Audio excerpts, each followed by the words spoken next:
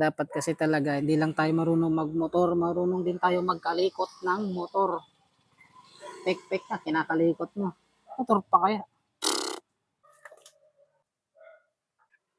Portable.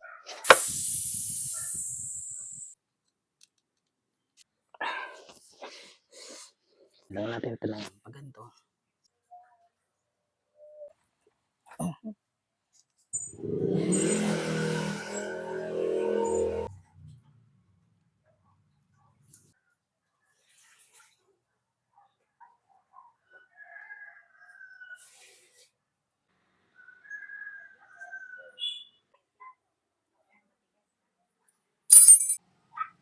Yan.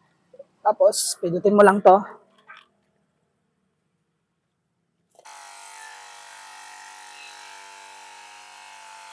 Agad.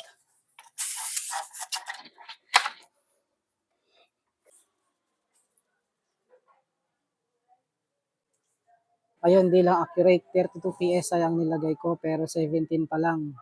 Busog na yung gulong. Okay naman. Pasado sa lab test.